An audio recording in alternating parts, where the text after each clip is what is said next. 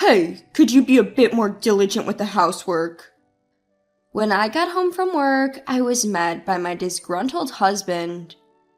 I'm sorry, I've just been so busy lately. I promise it'll calm down soon.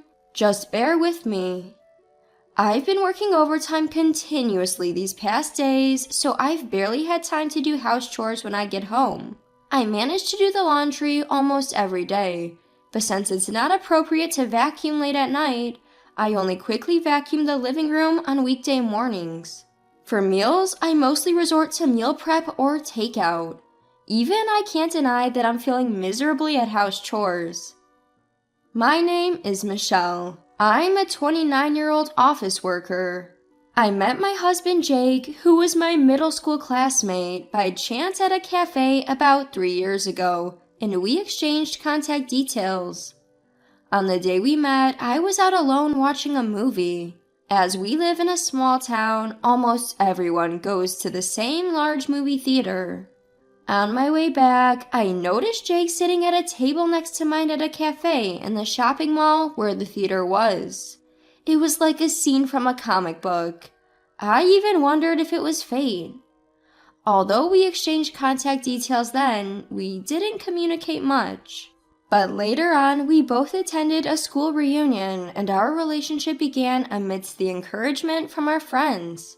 Jake and I got along well in the past, and we still clicked, so he proposed a year into our relationship. Perhaps because we live in a small town where people tend to get married young, I was starting to feel the pressure by my late 20s, so I accepted the proposal immediately. Of course, I love Jake. But looking back, I wish I had taken more time to understand him better. Jake, who has always lived with his parents, is practically incapable of doing housework. Since I used to live alone and have my way of doing things, I prefer to do everything myself, rather than getting half-hearted help. I only ask Jake to take out the garbage and clean the bathroom, and I take care of the rest of the housework. But a month ago, I started a busy period at work and began working overtime. A colleague also recently went on maternity leave, so there is even more work than usual during this busy period. As a result, I have less time for house chores, and it seems to annoy Jake. And finally, Jake blew up his frustration. Exhausted, I came home to hear, Michelle, enough is enough. I'm supposed to wear this outfit tomorrow, but you didn't even wash it. All you have to do is throw it in the washer and hang it out to dry. Why can't you do that? I didn't even have time to do the laundry yesterday as I came home late. I didn't have time this morning either, so I was planning to do it when I got home today. And another takeout meal? Today, I worked late again, and when I brought home some takeout, that's what he said. I apologized, but Jake didn't seem to cool down. I mean, seriously, I'm tired too when I come home, and this is how you treat me? Jake sighed heavily as he spoke. Hearing that, I felt my blood boil. Excuse me? Then why don't you help out with the chores a little? As you said, all you have to do is throw it in the washer and hang it out to dry, right? If it's that easy, why don't you do it yourself? And you could bring dinner once in a while, couldn't you? It's not like you're supporting me financially. We're splitting the bills, and I'm doing all the chores you can't do, so stop complaining. Although I blurted it out, part of me felt relieved for speaking up. But of course, Jake didn't feel the same way. Is that how a wife should talk? That comment made me see red again. What do you mean? I would do that if I were a stay-at-home wife. But if I quit my job, wouldn't it be hard to live on your salary alone? We talked about not quitting my job when we married, and you agreed, didn't you? And we also agreed to help each other out when things get busy, didn't we? With that, Jake heaved a sigh. That's so Michelle of you. If you're so keen on working, why not work by yourself? Women really should be keeping the home in order. Unlike you, Michelle, my girlfriend helps with the household chores, keeps the house spotless whenever I visit, and even made a homemade cake last time. At that moment, I froze. Wait, what did you just say? Girlfriend? Who are you talking about? An old flame? Or are you having an affair? While my mind raced with a flurry of thoughts, Jake smirked. You've aged, you know. She's stunning, and what's more, she's the CEO's daughter. Her parents even endorse our relationship, and they asked if I'd be interested in succeeding the CEO. And then, shockingly, Jake produced divorce papers. That's why, fill these out. I'll be leaving tomorrow. Caught off guard, my mind was stuck in disbelief. Hold on a minute. Jake, are you saying you're having an affair? And you're divorcing me to marry your mistress? Jake laughed mockingly. That's right. I'll even pay whatever you want. I'm the future CEO after all. You think I'll just accept this and sign the papers? I retorted, but Jake remained unfazed. So, you want to keep living like this? You think life with me, who has lost affection for you and yourself, worn out by work and chores, is enjoyable? I stuttered, unsure of what to say. He was right, though. Our loveless relationship was only causing stress. I thought about it long and hard, but I grew wary of thinking any more. I responded impassively, fine, but I'll file for divorce once I've sorted things out, like asset division and alimony. I'm too busy with work right now, so you'll have to wait. Jake, looking exasperated, replied, Yeah, always putting work first. I'll leave the papers here. Let me know when you file them. He then left the living room for the bedroom. Some time passed, work settled down, and I found a lawyer through a friend's recommendation. The lawyer, who specialized in divorce, listened to my story, and we decided to demand more alimony than average. I had anticipated Jake to negotiate the price, but surprisingly, he agreed to the amount. Is it really true that he's being considered for the next CEO? I felt a pang of regret, but decided to let it go. If I'm getting a decent amount, I might as well go on a vacation alone and refresh myself. Half a month since Jake left the apartment, just as work was settling down and the alimony negotiations ended, the empty apartment started to feel lonely. I should move, I decided. There's no point in staying here. It's too big for one and feels hollow. Luckily, I can take time off work now, so I should move while I have the chance. I headed to a real estate agent and signed a lease for an apartment closer to my office. I moved a week later. I had to inform Jake about the move as the apartment was under his name. Immediately after, he called. Do you really think moving out of our memories-filled apartment is the right choice? Isn't it lonely living alone in a strange place? I'm sure you haven't forgotten me, so you might as well dwell in the past. Jake and his arrogance looked down on me and spoke with such condescension. Yes, dealing with these sudden events was tough, but as the days turned into weeks, I found myself getting angrier. I realized I had no affection left for Jake. No matter how much I told him that I've moved on, Jake only responded with conceited remarks like, Stop hiding it, or don't play tough. I was so annoyed by the conversation that I firmly said, Could you just pay the alimony soon? Once you do, I can file the divorce papers. Yeah, got it. I'll pay within this week, so prepare the divorce papers. My girlfriend's parents say we should live together only after we're officially married, so I'm living in a hotel now.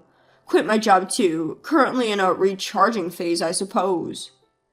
Apparently, Jake had quit his job since moving out to prepare for his career change. And then he said he wants to submit the marriage license, have a grand wedding, and start their newlywed life in the mansion owned by his mistress's father.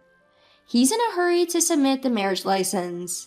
He also said that the meeting between the two families has already happened, but something about his story feels off.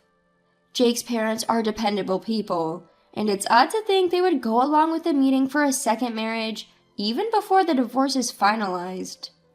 I asked Jake, but his answer was vague, so the truth remains unknown. Well, maybe Jake's parents also hope for his remarriage with the president's daughter more than I do. I thought I had built a reasonably good relationship with my in-laws, so this was somewhat saddening. But it doesn't matter anymore. I told him I'll contact you once I submit the divorce papers and hung up the phone. A few days later, having received the alimony, I submitted the divorce papers. This officially ends my tie with Jake. When I contacted him, he responded with a flustered, "Understood." Judging from the way he spoke last time, he will probably remarry soon. The next day, for a change of pace, I went shopping at a mall. Unexpectedly, I bumped into Jake. As I was walking around the mall, someone called out to me from the front. "Michelle, have you aged again? You're really looking like an old hag now." When I looked up at hearing these words, it was Jake. This shopping mall is the largest one around here. It's where Jake and I once reunited, where the movie theater is located. I cursed my bad timing. Jake laughed in a mocking way, said, "Today I got remarried to Olivia, the president's daughter. Unlike you, she's beautiful and the best wife." As soon as he said this, a woman carrying shopping bags approached Jake. So this is the famous president's daughter. She's certainly beautiful, but as I looked at her, thinking her name sounded familiar, our eyes met. She also seemed a bit surprised. Could it be? While I was watching her, Jake, oblivious, continued talking. "Olivia's family owns the company that you know." Ignoring Olivia's murmuring, "Let's go," Jake informed me about Olivia's family. "I'm going to be the next president of the company. Can you believe it?" The moment Jake said this, I couldn't help but burst into laughter. Jake, with a blank look on his face, and Olivia avoiding my gaze. "So, you've remarried already. Good for you. You got a beautiful wife. She doesn't look like she's the same age as me at all." When I said this, Jake looked puzzled. Of course he would. I had mentioned the age of his new wife without him telling me. I continued laughing. "Ah, my condolences." And then I turned my back to Jake and started walking. However, Jake, ignoring Olivia's attempts to stop him, chased after me. "Michelle, what does this mean? You know her?" I told him about the high school we both attended. We were classmates. Well, you wouldn't recognize her by her face. Jake was astonished. "It's good you got a beautiful wife, but she'd better be after all the money she spent on plastic surgery." In fact, Olivia and I were high school classmates. I didn't recognize her at first by her face, but when Jake talked about Olivia's family, it clicked.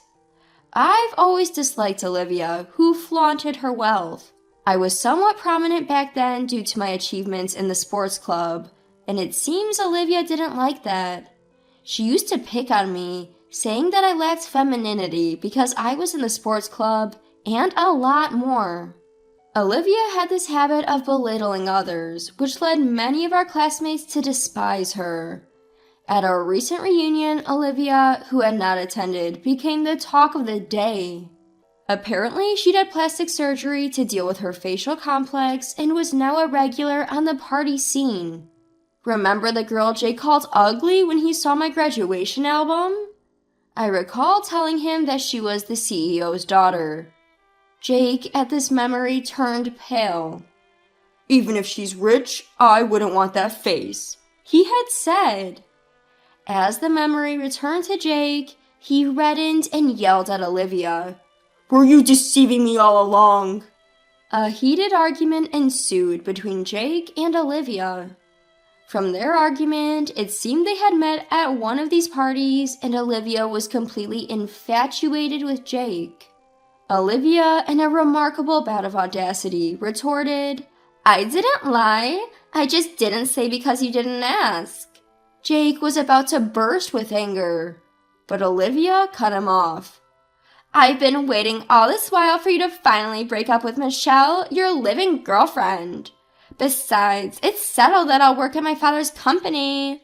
I can even live in a luxury apartment. It doesn't matter now. The worst part is finding out Michelle is your girlfriend. Small world, huh?" I felt something was off. "Wait, does Olivia not know you're divorced, Jake?" At this, Jake hurriedly tried to silence me, but I revealed that I was once married to Jake and had filed for divorce just the day before. Olivia was left speechless. I continued, "In fact, I called Jake's mother yesterday to inform her about the divorce. She told me she had no knowledge of any remarriage, let alone meeting Olivia's parents. I had thought of identifying Jake's mistress and claiming damages from her, but since Jake agreed to a higher compensation than market rate, I didn't bother looking into his affair. But to think he was hiding his marital status? That's marital fraud, isn't it?" After they turned pale and bickered a bit, I decided to leave the scene. A few days later, I was contacted by Olivia through one of our classmates. "Please don't tell anyone about this." And I received a sum of money she referred to as compensation for my troubles. More like hush money, I suppose. But I had no intention of telling anyone anyway, and getting paid for my silence was a bonus. Olivia ranted about Jake to me at that time. Apparently, the parents Jake had brought for the meet and greet were not his actual parents, but were hired from a family rental service. I was surprised such a service existed, but it made me wonder if Jake had wanted to marry Olivia, or if he was just after the CEO's position.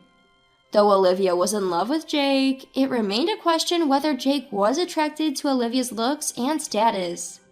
Olivia, who had since begun her marital life, could not do household chores at all, and this realization enraged Jake. Her cleaned house and homemade cakes were all the work of her housemaid. In the end, Jake and Olivia divorced almost immediately, and Jake was sued for marital fraud. Despite the hush money, Olivia spilled the beans, and apparently her father was livid. It was rumored that Jake might find it difficult to continue living in this town. Now, he was living in a cheap apartment, working day and night, and he was at his breaking point. He asked me to return the divorce settlement. I responded, "What? You must be joking. I have zero intentions of helping you. Never contact me again," and hung up. Since then, I used my accumulated paid leave for a personal recharge period. I took a trip on my own and experienced new things. There were wonderful encounters, and I have a feeling that my life ahead will be exciting.